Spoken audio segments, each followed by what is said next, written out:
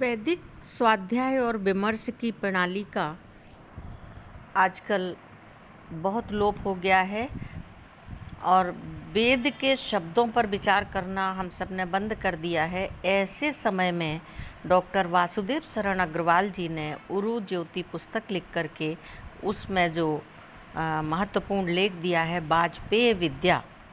वाजपेयी विद्या, हमने वाजपेयी सरनेम तो सुना है, परंतु ये एक विद्या है जिसे वाजपेयी विद्या कहते हैं। ये वाजपेयी विद्या क्या है, आइए इसे जानते हैं। वाजपेय शब्द में वाज को एक पेय पदार्थ कहा गया है।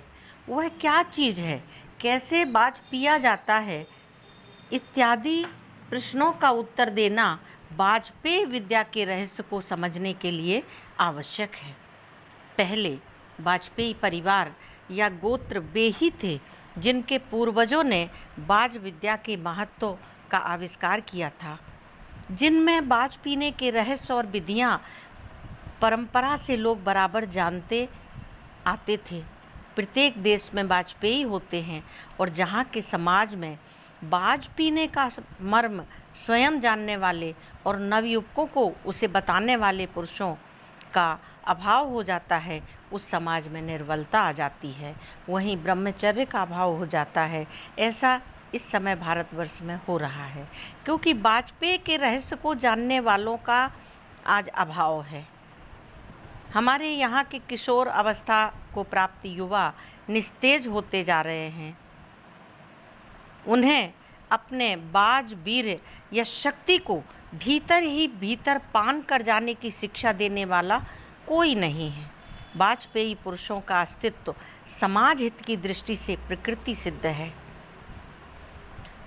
युवावस्था वाजपेयी यज्ञ का युग है, पर अब इस विद्या का रहस्य ना माता पिता बताते हैं, ना आचार्य, ना कुल, ना पुरोहित, ना कुल वैद्य।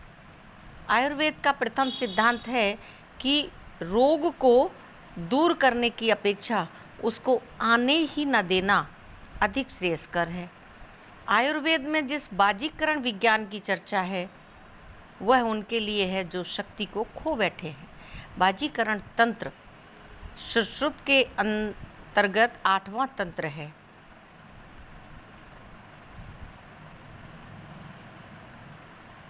जहाँ बाज की प्रतिष्ठा बाजीकरण का उद्देश्य बताया गया है। व्याकरण जानने वाले अभूत तद्भावे चुहि के अर्थ को जानते हैं। अवाजः औषधादिना बाजः क्रियते इति बाजी क्रियते। बात शून्य पदार्थ जब औषध आदि से बात संपन्न किया जाता है उसी का नाम बाजीकरण है। जो औषधि, पाक और रस इसमें सहायक होते हैं वे सब बाजीकरण प्रयोग कहलाते हैं। बाज और वृष का घनिष्ठ संबंध है।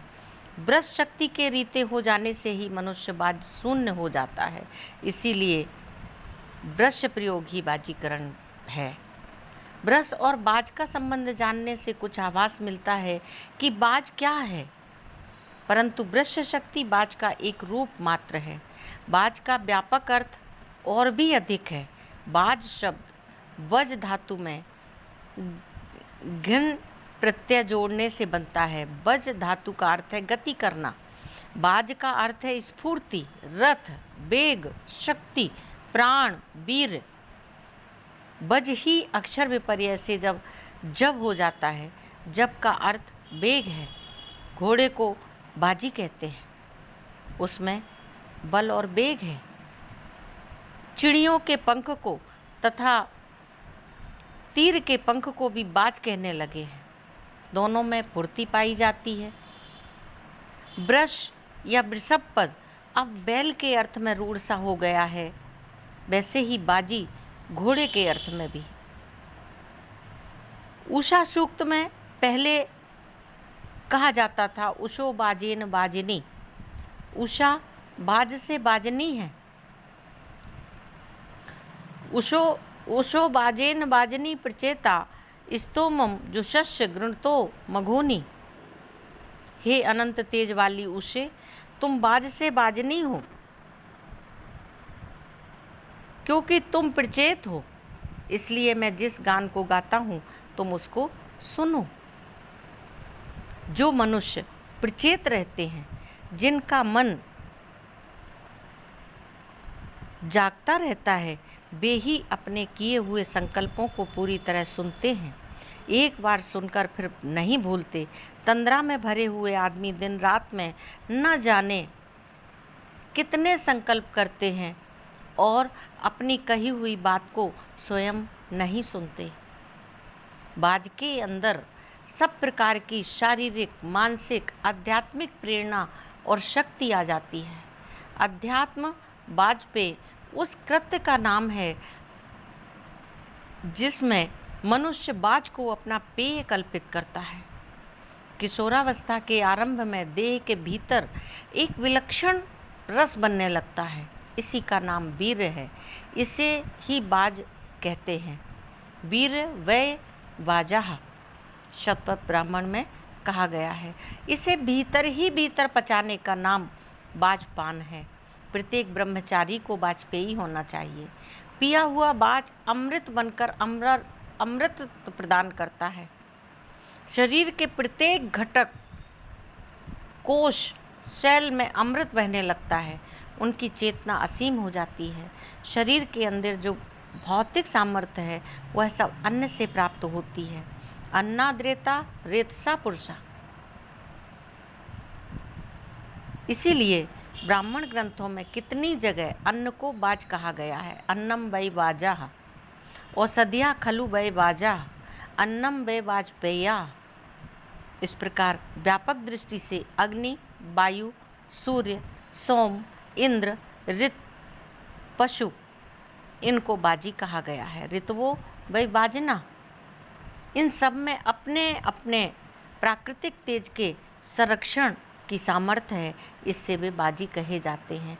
वाजपेय यज्ञ में केत शुद्धि और मधुमती बाग की बड़ी आवश्यकता है। केत नाम ज्ञान या बुद्धि का है। कित ज्ञाने, केतपु जो दिव्य गंधर्व है वह हमारे ज्ञान की शुद्धि करें, पुराने सब कुसंस्कारों को मिटावें और वाचस्पति बृहस्पति बाग को मधुर करें। बाज की उपासना को बाज शनि कहते हैं।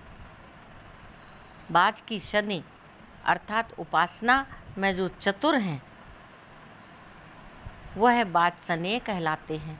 याज्ञवल्क्य इस देश के सबसे बड़े बाज शनेयी हुए हैं। वाचस्पति वाचम न स्वदतु, दिव्यो गंधर्वा केतपु केतम न पुनातु। इस तरह से वाजपेय विद्या जाननी आवश्यक है। ओम शिव।